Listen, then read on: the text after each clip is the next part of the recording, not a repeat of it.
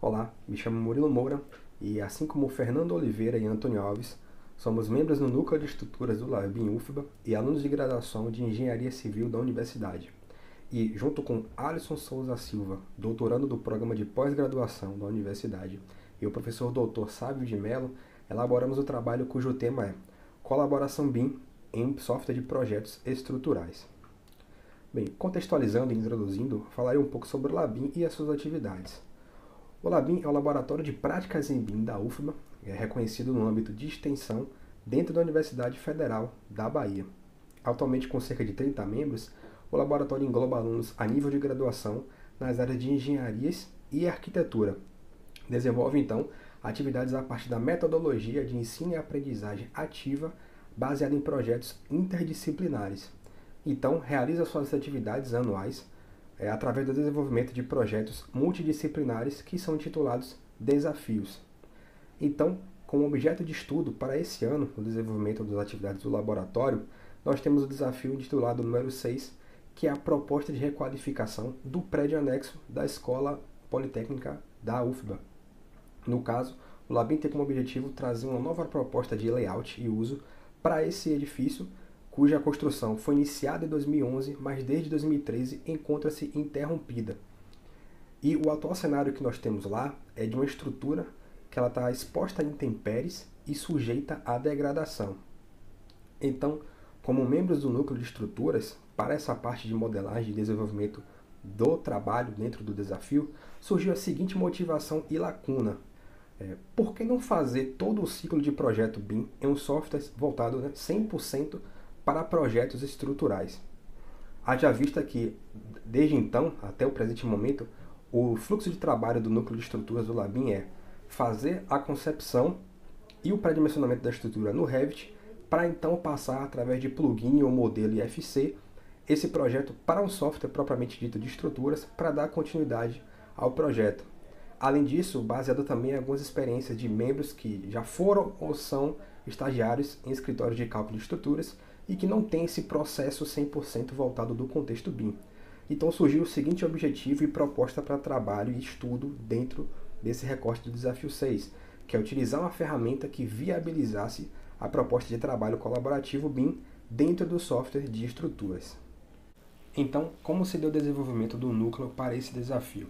Então, mantivemos uma abordagem teórico-prática dentro do modelo de aprendizagem do núcleo de estruturas, utilizando os seguintes softwares: o Dropbox, para armazenamento dos arquivos de projeto, tanto central como local, no computador de cada membro, o AutoCAD, para leitura e análise do projeto existente, considerando as pranchas do projeto antigo que tínhamos recebido, o BIMsync, plataforma de colaboração e gestão de projetos com outras disciplinas do laboratório, arquitetura, coordenação em 4D e instalações, e o TQS, o software que a gente utilizou para a elaboração do projeto estrutural propriamente dito.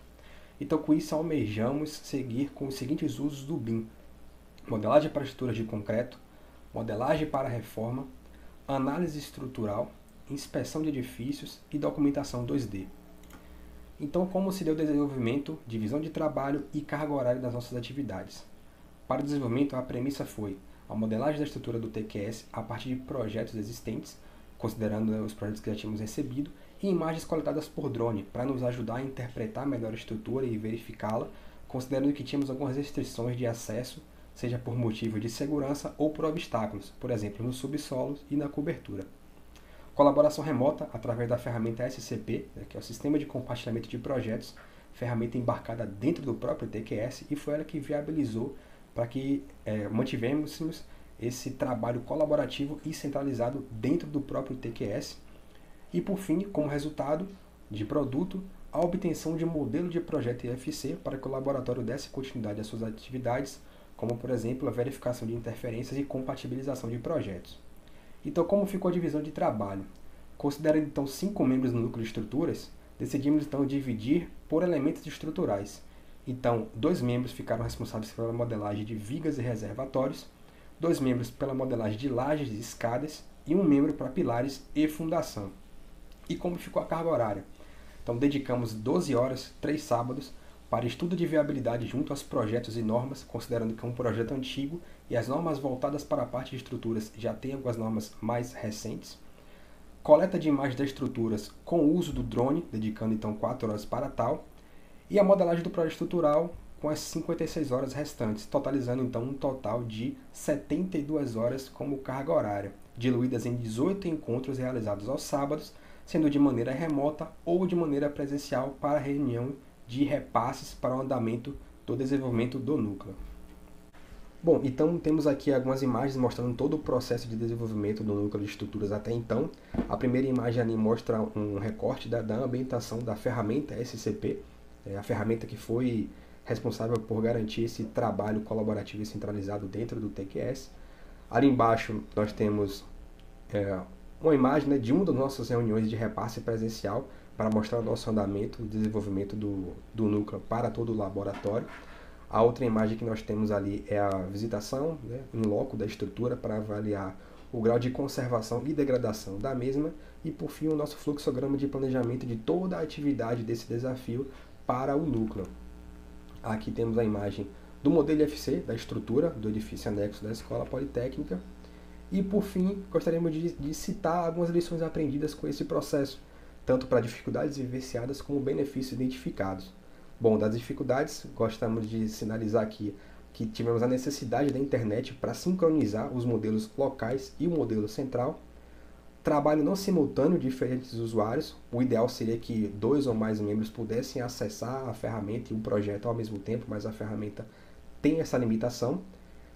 Limitação também da licença de software para subsistemas que eram necessários para o projeto. Por exemplo, a alvenaria estrutural nós não tínhamos embarcado no TQS, então foi limitante. E a necessidade da ordenação da produção baseada na divisão de trabalhos, ou seja, os responsáveis, por exemplo, para a modelagem de lajes, precisava que os responsáveis pelas vigas já finalizassem a sua atividade, seja para uma região, um pavimento, enfim. E como benefícios podemos citar a viabilização do trabalho para membros que produziam em horários distintos, então isso foi muito importante. Observamos um aumento na comunicação e volume de informações entre os membros, seja na plataforma do BeamSync, nas reuniões internas ou no grupo de WhatsApp. Observamos também uma fácil adesão ao uso da ferramenta, então a curva de aprendizado foi muito rápida e já conseguimos implementar de maneira muito rápida, muito breve. E também tivemos, com o uso dessa ferramenta, o registro de todos os acessos e modificações realizadas pelos membros. Então tínhamos um log de registros, então conseguimos mapear todas as atividades de uma maneira muito uniforme e precisa. Bom, então essa foi a nossa apresentação. Queremos aqui deixar agradecimento aos outros membros do Núcleo de Estruturas, aos ex-membros e membros atuais do LABIM, ao professor Sávio Melo, ao Alisson e também à comunidade TQS. E maiores dúvidas e informações ficam aqui nos nossos canais de contato. Obrigado.